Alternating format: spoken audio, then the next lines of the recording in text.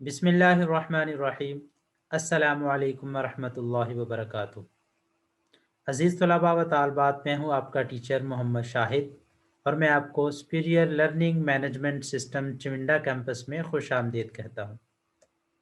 آج ہم پڑھیں گے اسلامیات سال اول دوسرا باب، لیکچر نمبر 8، جس کا عنوان ہے حقوق العباد۔ حقوق العباد میں سے ہم پڑھیں گے اساتذہ کے حقوق۔ پچھلے لیکچر میں ہم نے والدین کے حقوق پڑھا تھا، آج کے لیکچر میں ہم اساتذہ کے حقوق پڑھیں گے۔ سب سے پہلے استاد کا مقام اور مرتبہ جان لینا چاہیے کہ استاد کا مقام اور مرتبہ کیا ہے۔ اسلامی معاشرے میں استاد کو نہایت اعلیٰ اور بلند مقام حاصل ہے۔ اسلام نے جہاں مسلمانوں پر حصول علم کو لازمی اور فرض قرار دیا ہے، وہاں استاد کو بھی معزز ترین مقام عطا کیا ہے، تاکہ اس کی وجہ سے علم کا وقار بڑھے اور علم کی بدولت تمام انسانیت کا وقار بڑھے۔ استاد کی نبی صلی اللہ علیہ وسلم سے خصوصی نسبت ہے۔ آپ صلی اللہ علیہ وسلم نے اپنے رسول بنا کر بھیجے جانے کا ایک بنیادی مقصد فروغ علم قرار دیا۔ چنانچہ آپ صلی اللہ علیہ وسلم کا ارشاد مبارک ہے، بے شک مجھے معلم بنا کر بھیجا گیا ہے۔ استاد کی بدولت فکر و عمل کی اصلاح ہوتی ہے۔ استاد نئی نسل کی صحیح نشوونما کر کے اس کے فکر و عمل کی اصلاح کرتے ہیں۔ نئی نسل انہی کے فراہم کردہ سانچوں میں ڈھلتی ہے، اور استاد ایک روحانی باپ کی حیثیت رکھتا ہے۔ استاد کی عظمت و احترام کے بارے میں آپ صلی اللہ علیہ وسلم نے ارشاد فرمایا، تیرے 3 باپ ہیں، ایک وہ جو تجھے عدم سے وجود میں لایا، دوسرا وہ جس نے تجھے اپنی بیٹی دی، اور تیسرا وہ جس نے تجھے علم کی دولت سے مالا مال کیا، یعنی استاد۔ تو استاد کو آپ صلی اللہ علیہ وسلم نے اسلام نے روحانی باپ کی حیثیت دی ہے۔ عزیز طلباء و طالبات، معلم اور طلباء کی مثال سمجھیے۔ معلم کی حیثیت علم کی بارش کی سی ہوتی ہے، اور طلباء کی زمین کی سی۔ جو زمین بارش کو جذب کرنے کی صلاحیت رکھتی ہے، وہ بارش کے فیض سے سرسبز و شاداب ہو جاتی ہے۔ یعنی طالب علم کو چاہیے کہ وہ اس طریقے سے ادب و احترام اپنے اساتذہ کا کرے، ان کی باتوں کو غور سے سنے، کہ جس طرح نرم زمین اپنے اندر بارش جذب کر کے پھل پھول لاتی ہے، ایسے ہی طلباء غور اور توجہ سے اپنے اساتذہ کرام کا ادب و احترام کرتے ہوئے ان کی باتیں سنیں، ان پر عمل کریں۔ اسی طرح وہ پھلیں گے اور پھولیں گے، اور دنیا اور آخرت میں کامیاب ہوں گے۔ استاد کے جو طلباء کے بارے میں جذبات ہوتے ہیں وہ عظیم ہیں۔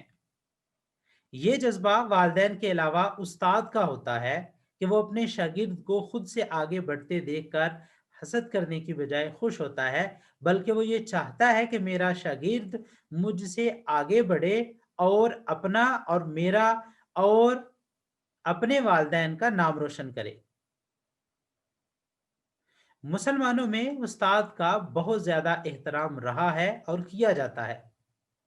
مسلمانوں میں استاد کی احسان مندی اور احترام کا اندازہ کچھ اس رواج سے بھی لگایا جا سکتا ہے کہ شاگرد استاد کے نام کو اپنے نام کا حصہ بنا لیتے تھے، اور اس طرح لائق شاگردوں کے ذریعے استاد کا نام زندہ رہتا تھا۔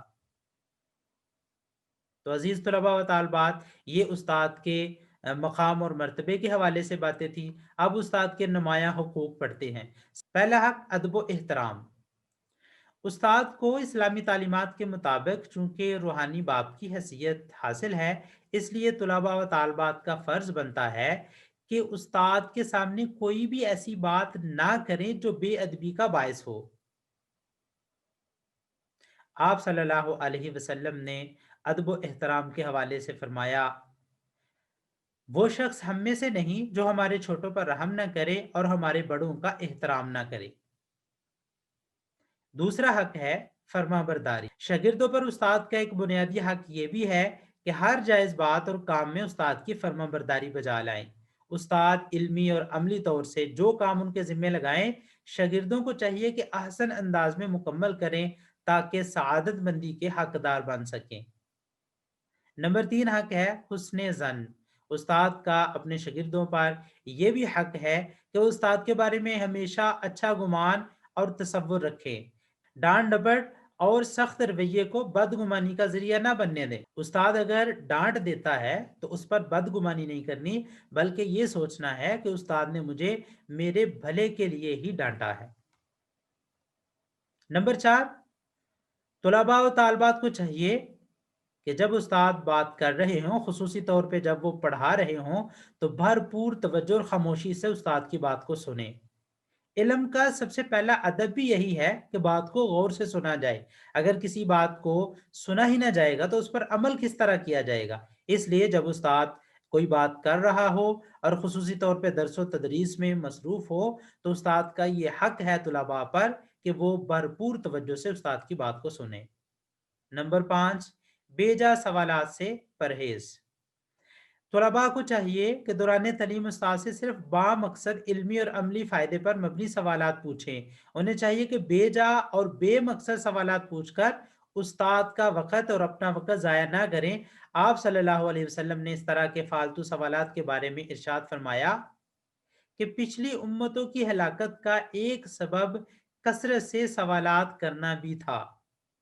تو بے جا اور فالتو قسم کے سوالات سے پرہیز کیا جائے۔ نمبر 6، دعائے مغفرت۔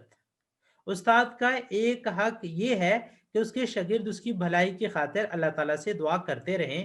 استاد اگر زندہ ہو تو اس کے لیے صحت، تندرستی، ایمان اور عمل صالح کی دعا کرنی چاہیے، اور اگر استاد محترم کا انتقال ہو چکا ہے، وہ وفات پا چکے ہیں، تو ان کے گناہوں کی بخشش طلب کرنی چاہیے، اللہ تعالیٰ سے دعا مانگنی چاہیے کہ یا اللہ ہمارے استاد محترم کو، ہمارے اساتذہ کرام کو جنت الفردوس میں اعلیٰ مقام عطا فرما۔ سیدنا علی رضی اللہ تعالی عنہ نے استاد کا مقام بیان کرتے ہوئے ارشاد فرمایا، جس شخص نے مجھے ایک حرف پڑھایا تو اس نے مجھے اپنا غلام بنا لیا۔ اللہ تعالیٰ سے دعا ہے کہ اللہ تعالیٰ ہمیں استاد کا مقام اور مرتبہ سمجھتے ہوئے ان کی عزت کر کے جنت کمانے کی توفیق عطا فرمائے۔ اگلا لیکچر لے کر پھر حاضر ہوں گا، تب تک کے لیے اجازت دیجیے۔ اللہ حافظ۔ السلام علیکم ورحمۃ اللہ وبرکاتہ۔